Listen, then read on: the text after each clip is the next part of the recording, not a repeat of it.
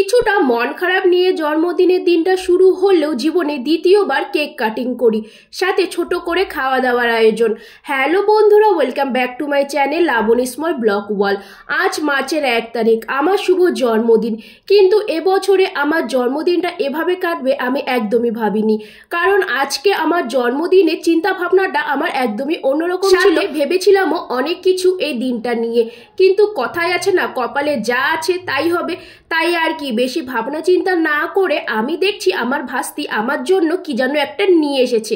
আসলে এই সারপ্রাইজটা আমার দাদা প্ল্যান করেছিল। তো ওখানে চকলেটটা প্যাকিং করেছিল আর আমার ভাস্তি পুরানা কানে।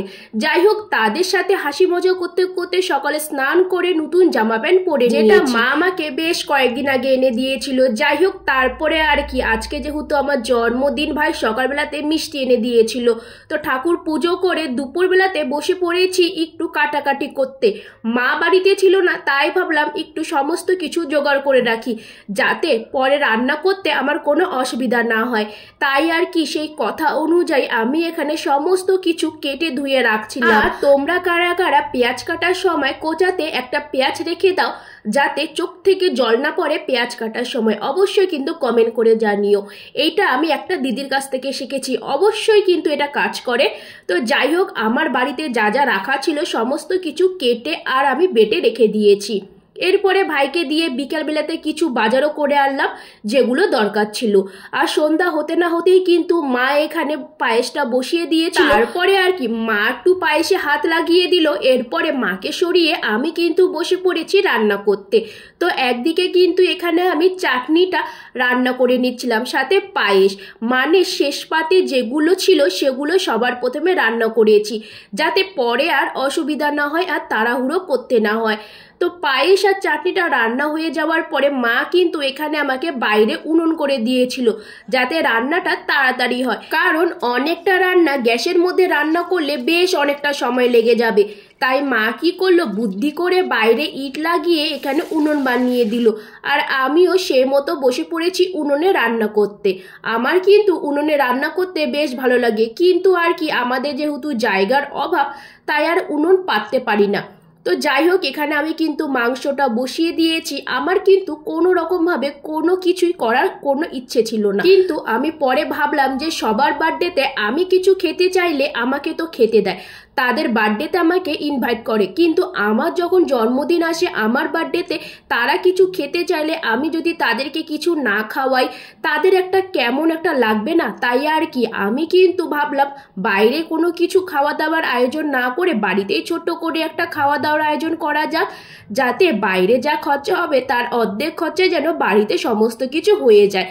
তাই আর কি সেই কথা অনুযায়ী কিন্তু বাড়িতে ছোট্ট করে একটা খাওয়া দাওয়ার আয়োজন করেছিলাম, আর এর থেকে বেশি কিছু করার আমার কোনো ইচ্ছে ছিল না।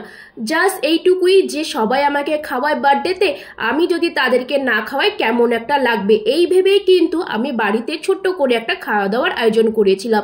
নয়তো আজকের দিনটা আমি অন্যরকমভাবে প্ল্যান করেছিলাম, আর আমার জীবনে যে এই দিনটা মানে আসবে আমি একদমই ভাবতে পারিনি। যাই হোক, আমার রান্নাবান্না হয়ে গেছে, আর এদিকে রাজীব ভাই আর সুশ কিন্তু চলে এসেছে, তাদেরকেই ডেকেছিলাম, আর তারা দেখছি সাথে করে কেক নিয়ে এসেছে আর কিছু টুকটাক জিনিস নিয়ে এসেছে।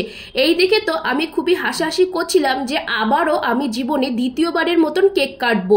আর কেকের মধ্যে কি লিখছে দেখতেই পাচ্ছ, ব্লগার লিখছে। যেহেতু আমি ব্লগ করি, রাজীব ভাই আমাকে সবসময় ব্লগার বলেই ডাকে। তো রাজীব ভাই, সুশ, আরো আমার দুটা ভাই, আর বাড়িতে আমার দাদা, ভাস্তি, আর বাড়ির পুচকি, বুনু আর আরেকটা ভাই, এদেরকে নিয়ে কিন্তু আজকে আমি জন্মদিনের আয়োজনটা করেছিলাম।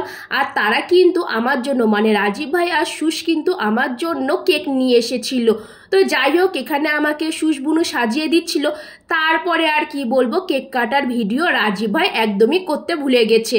যাই হোক, কি আর করা যাবে, এখানে আমি আমার ভাস্তিকে কেক খাইয়ে দিচ্ছি। তারপরে আর কি সকলকে একে একে বসিয়ে দিয়েছিলাম খাওয়া দাওয়া করার জন্যে। তো আজকে আমার জন্মদিনে ছোট্ট করে আয়োজন করেছিলাম। আর মেনুতে কি কি ছিল, মেনুতে আমার ছিল কেক, সাথে ছিল হচ্ছে ফ্রাইড রাইস, আর ছিল চিকেন কষা। আর চিকেন কষা আর ফ্রাইড রাইস তোমরা কারা কারা খেতে পছন্দ করো অবশ্যই কিন্তু কমেন্ট করে জানিও। তো সবশেষে আমি আর আমার দাদা কিন্তু খেতে বসে পড়েছিলাম। আর আমি এদিকে লেগ পিস খাচ্ছিলাম। আর এদিকে যেহেতু সুজ, তার বুনু আর রাজীব ভাই বাড়ি যাবে, তাই এখানে আমাকে টাটা বাই বাই জানাচ্ছিল। আর শেষ পাতে কিন্তু ছিল পায়েস আর ছিল খেজুরের চাটনি, মানে টমেটো খেজুর দিয়ে একটা চাটনি। আমাদের খাওয়া দাওয়া মোটামুটি শেষ হয়েছে রাত 11টার দিকে। আর তখন দেখছি আমার মাসিতো ভাই আর মামা এসেছে এত রাতে। আর আমার দাদা দেখছি কেক কিভাবে চেটে চেটে খাচ্ছে। তো আজকের ভিডিওটি এতটুকুই, ভালো লাগলে অবশ্যই কিন্তু আমার পাশে থেকো।